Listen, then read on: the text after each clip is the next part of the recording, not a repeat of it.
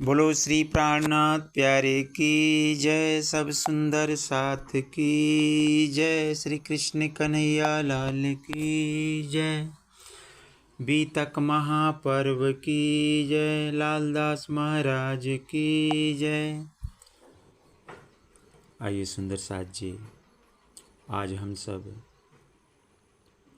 श्री बीतक महापर्व इस श्रावण मास में हम सब इस आत्मा के प्रियतम को याद करते हुए, उनकी लीला को अपने हृदय में बसाते हुए हम सब बड़े भाव से आज 17वें दिवस पर हम सब सोई घड़ी सोई पल को ध्यान में रखते हुए प्रतिदिन की तरह आज भी सबसे पहले महामती प्राणनाथ जी के साथ स्वामी श्री लालदास जी महाराज की भी वंदना करते हैं तथा हम उनको याद करते हुए हम आप सभी को हृदय से स्वागत अभिनंदन।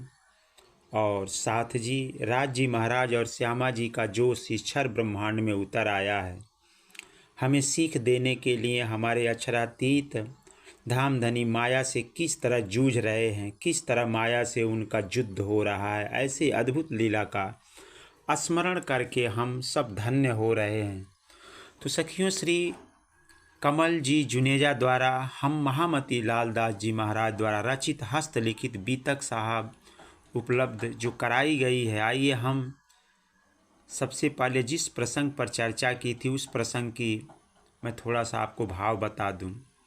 कल हमने चर्चा की थी कि किस तरह बिहारी जी और श्याम जी ने श्री महाराज जी पर झूठा इल्ज़ाम लगाया और गांग जी भाई की बहन बालबाई ने जामनगर के राजा से शिकायत कर दी। बालबाई की इस चुगली ने बहुत अनर्थ किया।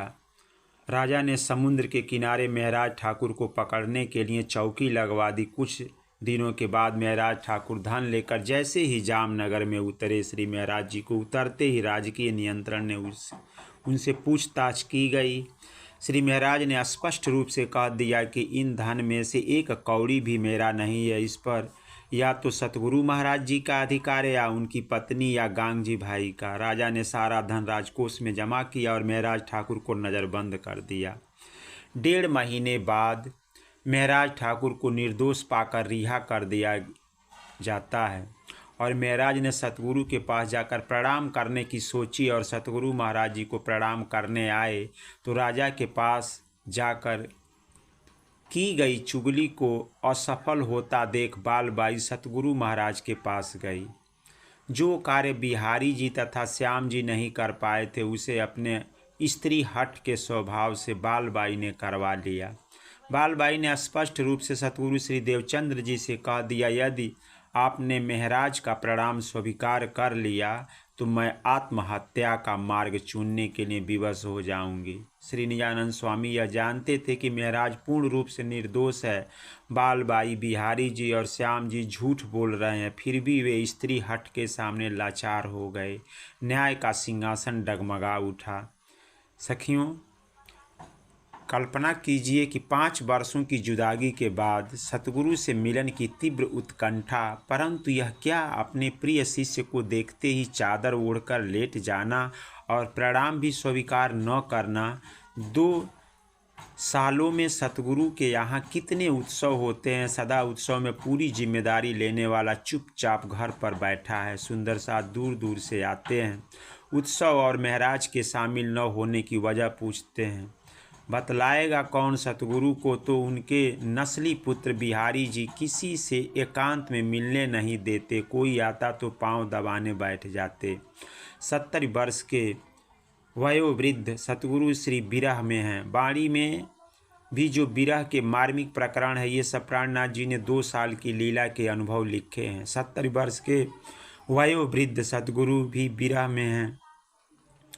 विरह देखने धाम से आई इंद्रावत सखी विरह का खेल देख रही है।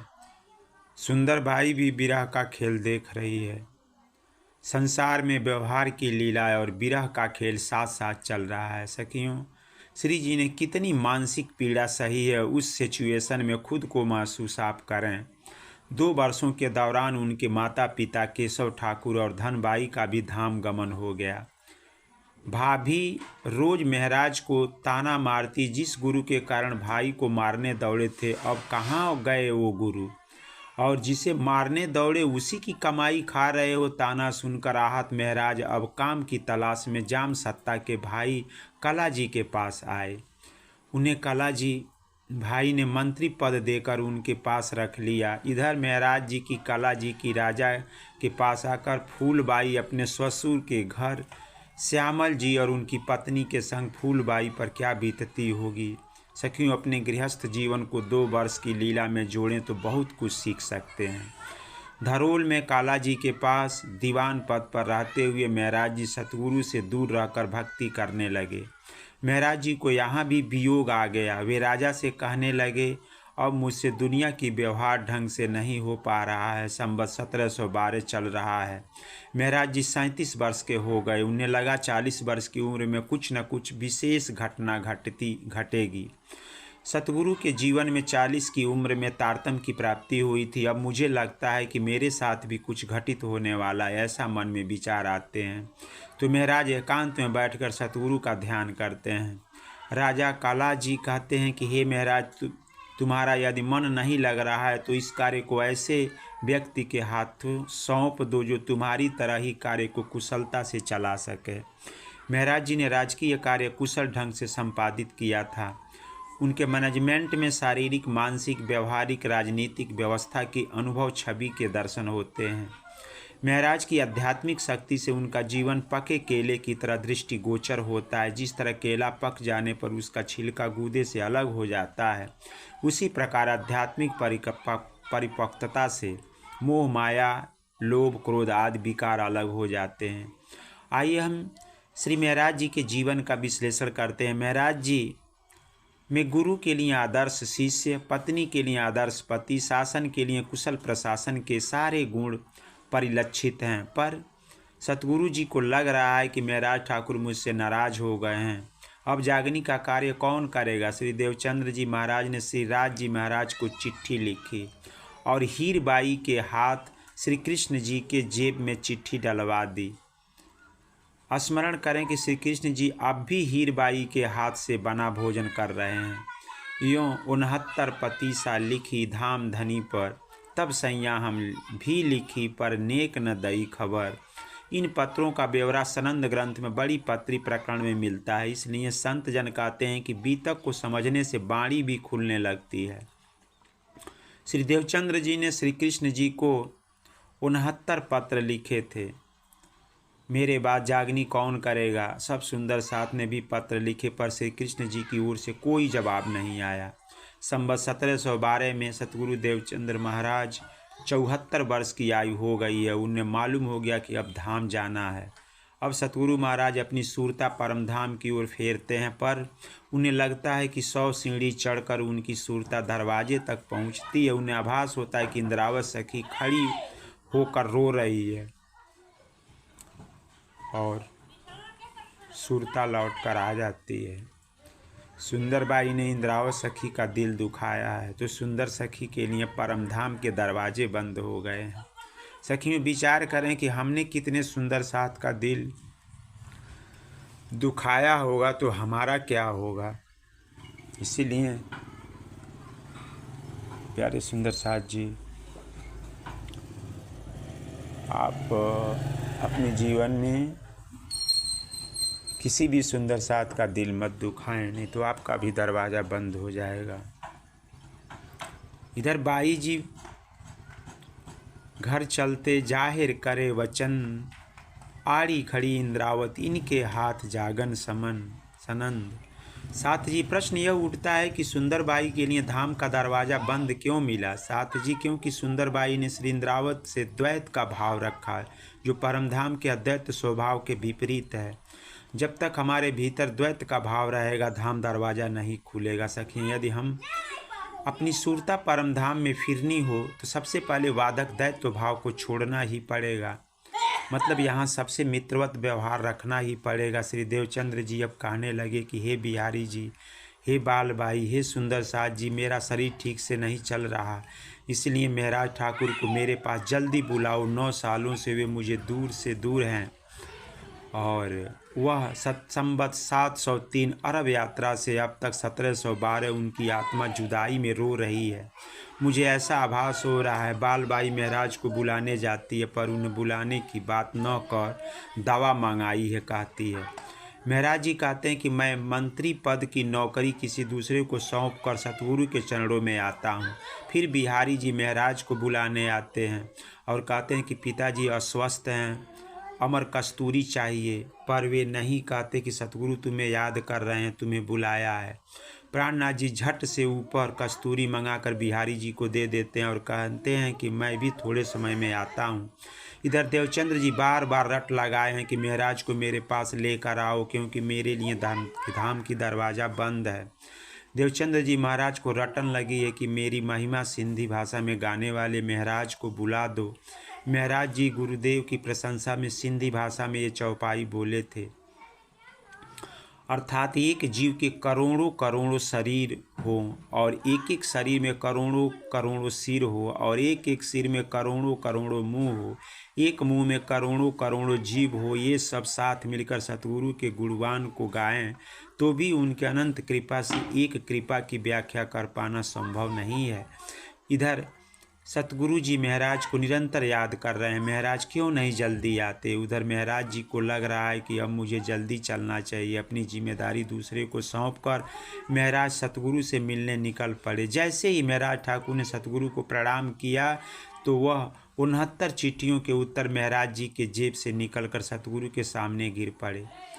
देवचंद्र जी ने पूछा कौन हो, तो महाराज जी ने अपना परिचय देते हुए कहा मैं आपका शिष्य महाराज ठाकुर। गुरुदेव खुश होकर कहने लगे अच्छा हुआ तुम आ गए।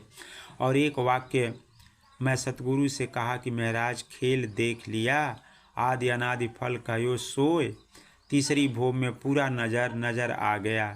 इस संसार में सिर्फ भ्रम है, प्रेम नहीं है। सखियों यहाँ जाग कर भी ऐसा नाटक करना है कि किसी को पता भी न चले कि ब्रह्म सृष्टि खेल देख रही है। सखियों अगर संसार से मुक्ति चाहिए तो राज जी के नंबर से सज्जन बनना है, दुनिया की नज़रों से पागल ही बने रहो तो ठीक है। यहाँ इस संसार में हमें आकर शरीर तो मिला है पर इसके इश्क की महक नहीं है। इश्क की भाषा तो आई है पर सिर्फ भाषा बनकर रह गई है, इसका नामो निशान नहीं है। पूज्य गुरुजी मंगलदास जी 1000 के अंकों से समझाते हैं। एक का अंक आत्मा का प्रतीक है, 0 शरीर का, 0 संसार का और तीसरा 0 व्यवहार का। अगर 1000 अंक से एक को मिटा दें तो केवल 0 बचेगा और शून्य का कोई मोल नहीं है, सबको ज्ञात है।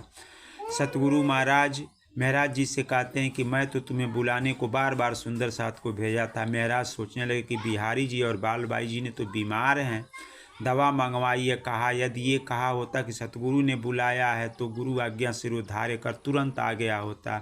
फिर सतगुरु ने कहा मेरी तो यही शिक्षा है कि अब तुम लौकिक कार्य छोड़कर धर्म के कार्य में लग जाओ। फिर सतगुरु ने कहा मेरी तो यही, अगर आपकी यही सोच है तो मैं लौकिक कार्य छोड़कर धर्म के कार्य में लग जाऊंगा, क्योंकि मेरे बाद धर्म का दायित्व वहन करने वाले तुम ही हो। महाराज ने कहा आप जैसे आज्ञा करें, आपकी आज्ञा मेरे लिए सिरोधार्य है। सतगुरु ने कहा मैंने तुम्हारा प्रणाम स्वीकार न करके तुम्हारा दिल दुखाया है, फलस्वरूप मेरे लिए परमधाम का दरवाज़ा बंद मिला, इसलिए जो हुआ उसे दिल से भुला दो और आगे धर्म के प्रचार का दायित्व अपने सिर ले लो। फिर सतगुरु महाराज ने थाली भर प्रसाद मंगाकर कहा हे महाराज तुम दूर से आए हो, प्रसाद ग्रहण कर लो फिर बातें करेंगे। सखियाँ परमधाम में प्रवेश करते ही पहले रसोई की हवेली होती है। महाराज जी ने बिहारी जी का सम्मान करते हुए कहा हे बिहारी जी आप भी आइए, हम दोनों साथ में प्रसाद ग्रहण करते हैं। बिहारी जी ने मना कर दिया। तब महाराज ने सतगुरु से आग्रह किया कि हे सतगुरु आप बिहारी को आदेश करें कि मेरे साथ भोजन के लिए बैठें। तब सतगुरु ने बिहारी जी से कहा पर महाराज इतने प्यार से बुला रहे हैं तो तुम बैठते क्यों नहीं, क्यों न हो एक आत्म अर्थात एक आत्मा बन जाओ, एक दिली हो जाओ। कुछ बात गीतकार कहते हैं कि बिहारी जी महाराज के साथ भोजन करने बैठे अवश्य, पर थाली के बीच में एक ऐसी रेखा खींच दी और कहा एक तरफ हम खाएंगे दूसरी तरफ महाराज। साथ जी बीच में रेखा खींचने का अर्थ है द्वैत भाव पैदा करना। अगर बीच में रेखा नहीं खींची जाती तो एक दिली का अनुभव होता। इस प्रकार महाराज जी ने एक तरफ और बिहारी जी दूसरी तरफ भोजन किया। सखियों, एक साथ भोजन के पीछे का रहस्य यह है कि सतगुरु महाराज जी के परमधाम का ज्ञान को महराज जी और बिहारी जी को एक साथ मिलकर आगे बढ़ाएं। भोजन के पश्चात महराज जी उठकर सतगुरु की सेवा में तत्पर हो गए। 9 सालों बाद आज पुनः मुलाकात हुई है, इसलिए नया प्रेम, नया उत्साह, नई उमंग दिल उमड़ रहे हैं। सतगुरु जी महाराज को एकांत में समझा रहे हैं, धर्म प्रचार कैसे किया जाता है, समाज को संगठित कैसे करते हैं और जागनी कैसे की जाती है, प्रेम कैसे बढ़ाया जाता है, ये सब विस्तृत चर्चा होती रही है। इस प्रकार 22 दिन व्यतीत हो गए।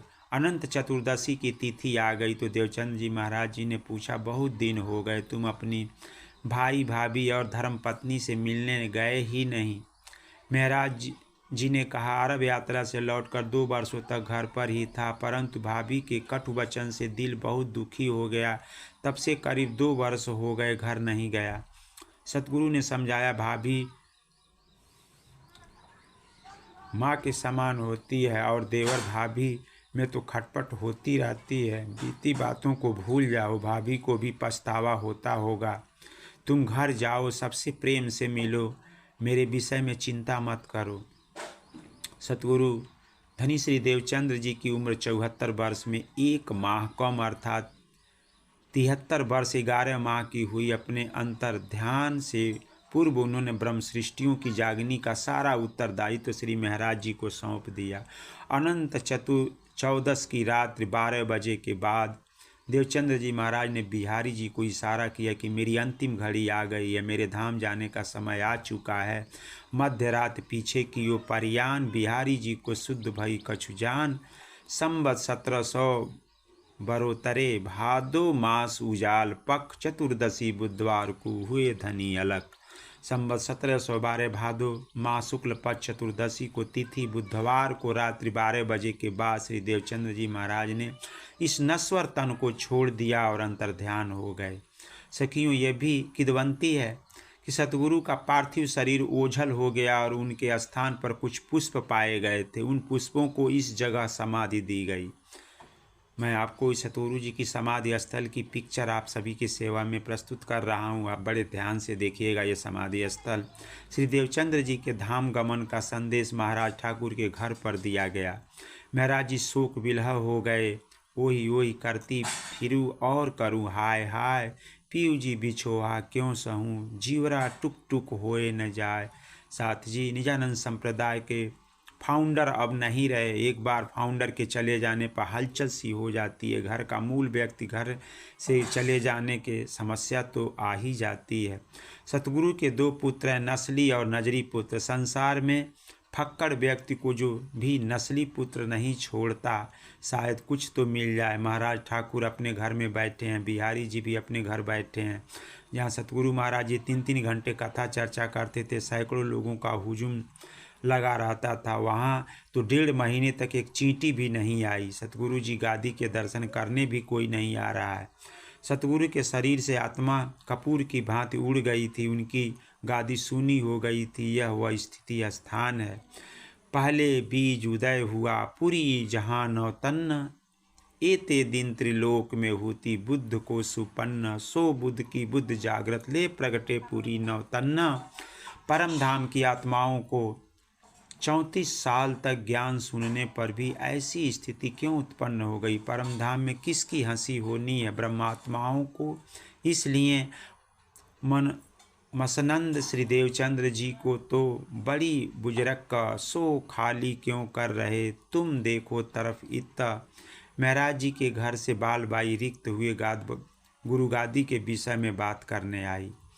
महाराज जी ने बालबाई से कहा, गुरु गादी पर किसको बैठाया जाए? महाराज जी के प्रश्न करने पर बालबाई का पारा चढ़ गया और कहा, गादी में किसको बैठाए? कौन करेगा सतगुरु का काम?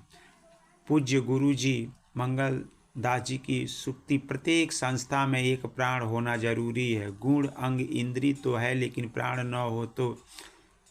सतगुरु ने कहा था, मेरे बाद धर्म का कार्य महाराज ठाकुर देखेंगे। यह बात सब सुंदर साथ जानते हैं। सतगुरु के हृदय में भी महाराज जी का ही आसन था। इधर बिहारी जी नस्ली पुत्र होने के नाते गादी का दावा करके बैठे हैं।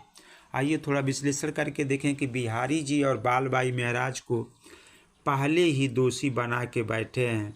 अंतरंग में तो सतगुरु महाराज ने महाराज को भार सौंपा है। बेटा तो बेटा जानते ही हैं, सतगुरु जानते थे ये कैसा बेटा है।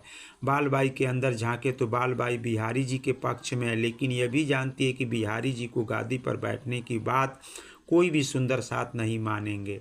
इसलिए बालबाई सीधा महाराज के पास गई और कहा, अगर वंश परंपरा से देखें तो नस्ली पुत्र बिहारी जी ही दावेदार हैं। साथ जी तामसी सखियों को ये गुण है कि निर्णय करने में जल्दी करती हैं। महाराज जी ने कहा ठीक है, बिहारी जी को गादी पर बैठा देते हैं। तब बालबाई पूछती है क्या सुंदर साथ मान जाएंगे? तब महाराज जी ने कहा कि पहले बिहारी जी को मैं गादी पर बैठाकर साष्टांग प्रणाम करूंगा तो सुंदर साथ भी प्रणाम करना पड़ेगा। साथ जी जब राम बन गए तो भरत जी जमीन से 1 फुट नीचे गड्ढे में सोते थे। राम जी से इतना प्यार करते थे, राम के खड़ाओं को सिंहासन में रखकर खुद नीचे बैठकर राज्य का संचालन करते थे। इसी प्रकार सतगुरु बिहारी जी के रूप में गादी पर बिठाकर प्राणनाथ जी से राज जी के वाणी की चर्चा करते हैं। कितने ऊंचे भाव हैं प्राणनाथ जी के, और ठीक इससे उल्टा बिहारी जी के। पहले भी जब सुंदर साथ सतगुरु जी चर्चा करते थे तो उसके बाद प्राणनाथ जी को चर्चा करने कहते थे, और चर्चा सुनकर सतगुरु बहुत खुश होते थे। और बिहारी जी सोचते हैं कि महाराज चर्चा के सुंदर साथ को अपना बना रहे हैं। तो प्यारे सुंदर साथ जी, अब कल की कथा में आप सुनेंगे धामधनी फिर क्या चर्चा करवाएंगे, ये राज जी महाराज जाने, सतगुरु जी जाने। इन्हीं शब्दों के साथ आप सभी के चरणों में हम कुछ सवार प्रणाम करते हैं। प्यारे सुंदर साथ जी, ये विरह की लीला है। आप सभी बड़े भाव से इसको सुनते रहिए और दूसरों को भी सुना करके इस जागनी ब्रह्मांड का कार्य को आगे बढ़ाने का प्रयास किए। इन्हीं शब्दों के